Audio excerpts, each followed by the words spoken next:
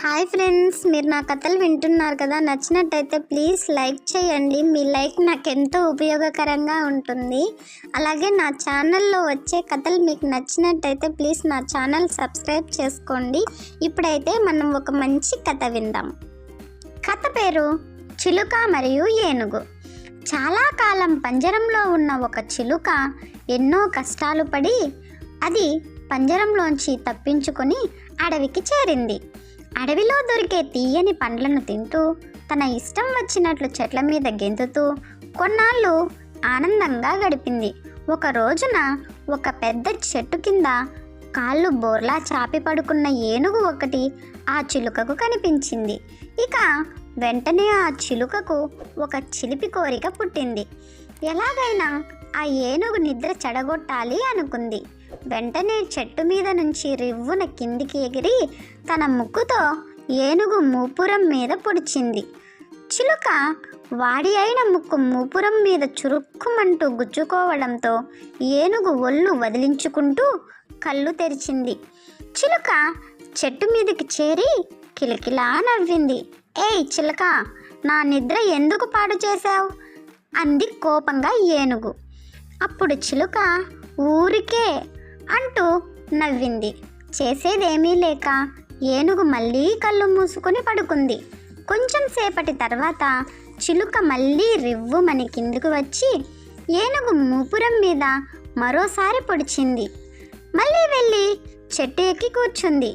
ఏనుగు నిద్ర మరోసారి చెడింది.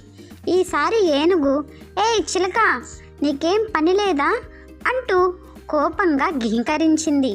కానీ చిలుక మరో 2-3 సార్లు అలాగే చేసింది. దాంతో ఇక లాభం లేదని ఏనుగు అక్కడి నుంచి లేచి బయలుదేరింది. చిలుకకు అది ఇంకా సరదాగా అనిపించింది.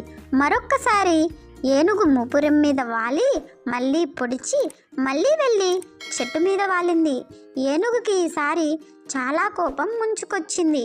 చిలుకకు ఎలాగైనా బుద్ధి చెప్పాలని నిర్ణయించుకుని అక్కడికి దగ్గరలో ఉన్న చెరువులోనికి దిగి తన తల, మూపురం తప్ప మిగిలిన శరీరం అంతా నీటిలో ముంచింది. అది చూసిన చిలుకకు మరింత ఉత్సాహం అనిపించింది. అది అనుకుంది, ఆహా, నాకన్నా 1000 రెట్లు బలమైన ఏనుగు కూడా నా దెబ్బకు భయపడిపోయి వెళ్ళి నీళ్ళల్లో దాక్కున్నది చూడు. ఈ పిరికి ఏనుగుకి మరోసారి నా దెబ్బ చూపిస్తా అనుకుని అది రివ్వున ఎగిరి ఏనుగు మూపురం మీద వాలి దాన్ని పొడవబోయింది. కానీ చిలుక అలాగే చేస్తుందని ముందుగా ఊహించిన ఏనుగు అప్పటికే తన తొండంలో నింపుకున్న నీటిని ఉఫ్మంటూ చిలుక మీదికి చిమ్మింది. ఆ నీటి తాకిడికి ఉక్కిరి బిక్కిరి అయిన చిలుక ఇక ఎగరలేక ఆ చెరువులో పడి గిలగిలా కొట్టుకున్నది. దయగల ఏనుగు మాత్రం దాన్ని చూసి జాలిపడి దానిని ఒడ్డు మీదకి విసిరిపారేసింది. ఇక చిలుకకు బుద్ధి వచ్చింది. తనను క్షమించమని అది ఏనుగును వేడుకున్నది. ఏనుగు గంభీరంగా చిరునవ్వు నవ్వి తన దారిన తాను వెళ్ళిపోయింది. చిలుకకు పెద్దంతరం చిన్నంతరం తెలిసి వచ్చింది. ఇంతటితో ఈ కథ ముగిసింది ఫ్రెండ్స్. నా ఈ చిన్న కథ మీకు నచ్చినట్టయితే ప్లీజ్ లైక్ చేయండి. నా వీడియోస్ చూస్తున్నారు కానీ లైక్ చేయట్లేదు. ప్లీజ్ అండి, లైక్ చేయండి. అలాగే నా వీడియోస్ నచ్చినట్టయితే ప్లీజ్ సబ్స్క్రైబ్ చేసుకోండి. మళ్ళీ ఇంకొక మంచి కథతో మీ ముందుకు వస్తాను. Thanks for watching. బాయ్.